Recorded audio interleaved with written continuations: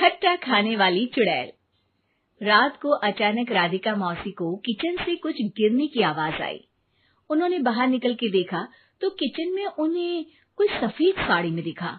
वो चीख पड़ी, हे भगवान, आलतू जलाल तू आई भला को टाल तू, आलतू जलाल तू आई भला को टाल तू। राधिका मौसी को चीखते सुनकर श्रवण बाहर आता है भागते हुए। अरे माँ, क्या हुआ? क्या देख लिया? दादी माँ आ गई क्या सपने में? अरे बेटा, रसोड़े में देख तो कौन है? श्रवण रसोड़े में झांक कर देखता है और उसे कोई नहीं दिखता अंदर। अब रसोड़े में तो कोई नहीं है माँ। कोई सफेद साड़ी में नहीं है क्या? नहीं माँ, कोई भी नहीं है। चिल्लम चिल्ली की आवाज सुनकर काजल भी वहां आ जाती है। अब क्या हो गया माँ जी? अरे बेटा, रसोड़े में एक चुड़ैल थी सफेद साड़ी में। अरे क्या कर रही थी वो अंदर? अरे बताया नहीं, कल आएगी ना तो पूछ लूंगी। चुड़ैल जी, आपका क्या प्लान है? माँ जी, रात बहुत हो गई है, आपने कोई बुरा सपना देखा होगा, चलिए सो जाइए। राधिका मौसी सोने तो चली जाती है, पर उनको रात भर नींद ही नहीं आती। वो कुछ भी उलझुल बातें सोचने लगती है। कहीं चुड़ैल की वजह से तो घर में टेंशन नहीं हो रहा, कहीं उसी की वजह से तो वो दादी नहीं बन पा रही। सुबह जब राधिका मौसी रसोड़े में छानबीन करती है तो पाती है कि नींबू का अचार गायब है। चुड़ैल नींबू का अचार ले गई, मुझे तो ठीक नहीं लग रहा कुछ। चुड़ैल को भी पता है कि जिंदगी का असली मजा तो खट्टे में ही है। राधिका मौसी झट से श्रवण को फोन कर देती है।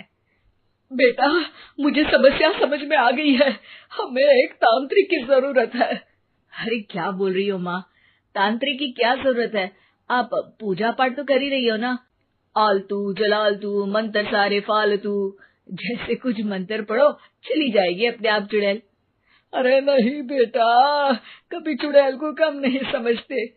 अरे तुझे पता भी नहीं चलेगा कि कभी वो छल करके काजल की जगह घर की बहू खुद बन जाएगी।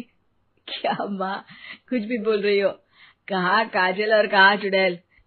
वैसे एक बात बताओ, काजल को अगर गाने के लिए बोल देना तो चुड़ैल काजल की आवाज सुनकर घर तो क्या धरती लोग छोड़कर चली जाएगी। तुम ना पढ़े लिखे बच्चे हर चीज को मजाक समझते हो। तुम रहने दो, मैं खुद ही तांत्रिक को बुला लेती हूँ। अच्छा सुन, शाम को इमली लेके आना। क्या है कि चटनी खाए बहुत दिन हो गए है ना? नहीं माँ, इमली तांत्रिक से ही मंगवा लो ना, आटा वगैरह भी उसी से पिसवा लेना। देखो मुझे काम करना है। श्रवण रात को कई तरह की सब्जियों के साथ माँ के कहने पे चटनी के लिए इमली भी ले आया था, लेकिन राधिका मौसी के दिमाग में अलग ही फिल्म चल रही थी। उन्हें अब सिर्फ शक ही नहीं यकीन होने लगा था कि शायद चुड़ैल ने श्रवण पर अपना जाल बिछा दिया था, जिस वजह से श्रवण उनकी बात ही नहीं मान रहा था। पर कोई नहीं, आने वाली रात में राधिका मौसी खुद तैयार हो गई चुड़ैल को पकड़ने के लिए।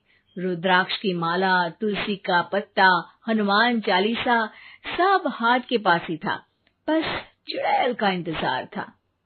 और जैसा राधिका मौसी ने सोचा था वैसा ही हुआ। वो चुड़ैल उस रात भी आई, पर वो राधिका मौसी से तेज निकली और राधिका मौसी के उससे पकड़ने के पहले ही वो भाग खड़ी हुई। जरूर बहू पे साया है उस चुड़ैल का, तभी तो श्रवण के कमरे में गई है। और अगली सुबह राधिका मौसी पिछली रात हुए हमले में किन चीजों का नुकसान हुआ उसका हिसाब लगा रही थी। उनके खेमे से एक आम के अचार की शीशी भी गायब हो चुकी थी, और वो इमली भी जो कल श्रवण लेकर आया था। राधिका मौसी इस बारे में सोच ही रही थी कि श्रवण जल्दी से रसोड़े में आकर दवाइयों की पोटली ढूंढने लगता है। अरे बेटा, क्या हो गया? अब माँ, वो काजल की तबीयत खराब है, बहुत घबराहट हो रही है उसे। हे भगवान, मैंने पहले ही कहा था कि तांत्रिक को बुला लेते हैं, पर नहीं। अब देखो, उस चुड़ैल ने काजल को अपने वश में करना शुरू भी कर दिया है। हालांकि श्रवण भूतों में विश्वास नहीं करता था, पर अब वो भी डर जाता है। और राजी हो जाता है एक तांत्रिक को बुलाने के लिए। कुछ ही घंटों में तांत्रिक आ जाते हैं और राधिका मौसी तांत्रिक जी को सब बता देती है।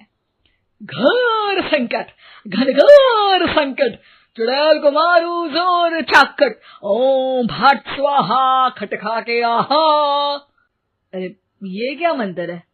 मेरे खुद के ओरिजिनल मंत्र है, कल रात को ही लिखे हैं, अच्छे लगे तो दाद चाहूंगा। एक और मंत्र सुनो। अर्ज किया है आब्राकडाब्रा, दिल्ली बम्बई आगरा, चंदा मामा सोवरले सुरन मामू जारा। ये मंत्र है? अरे कोई 40 वालीसा पढ़ो ना। वक्त कम है, 40 नहीं पड़ेंगे, 20-25 में काम चलाना पड़ेगा। अलक निरंजन जाके लंदन, मुफ्त का मंजान घिस मेरे नंदन। अरे जल्दी करो तांत्रिक जी, जल्दी करो। तांत्रिक अपने उल झलूल मंत्र पढ़ने लगता है। श्रवण को तांत्रिक पे शक होता है। वो अपने एक डॉक्टर दोस्त को कॉल कर देता है ताकि कोई अनहोनी हो तो इमरजेंसी में चीजें मैनेज हो जाए। तांत्रिक धुनी रमाता है, जिसकी वजह से कमरे में काफी धुआं हो जाता है और जिसकी वजह से बहू की घबराहट बढ़ जाती है। अब भागेगी चुड़ैल। हाँ। बहू खांसते हुए धुएं से बचने के लिए बाहर चली जाती है। अरे भाग रही है, भाग रही है। पीछे पीछे श्रवण भी जाता है। बहू एक सोफे पर बैठ जाती है।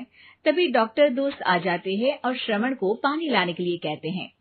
थोड़े चेकअप के बाद डॉक्टर कहते हैं, मेरे हिसाब से जाप का काम पूरा हो गया है। क्या मतलब? अरे कुछ भी नहीं माँ, कोई चुड़ैल नहीं है, खुशखबरी है, अब दादी बनने वाली है। मगर वो सब अचार के डब्बे। श्रवण दोनों अचार के डब्बे अपनी माँ को दिखाता है, जो कि उनके बिस्तर के नीचे छुपे हुए थे। आपने सही बोला था माँ, वो चुड़ैल काजल ही थी जो खट्टा खा रही थी।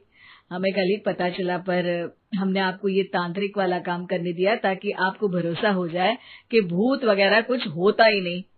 अच्छा अच्छा, ये तो बड़ी खुशी की बात है, पर बेटा मुझे एक झाड़ू तो ला दे। क्यों माँ? ये तांत्रिक का भूत उतारती हूँ मैं। अब तांत्रिक राधा मौसी के डर से घर से भाग निकलता है और राधा मौसी उसके पीछे भागती है। अरे संकट ये घनघोर है, तांत्रिक मुआ चोर है।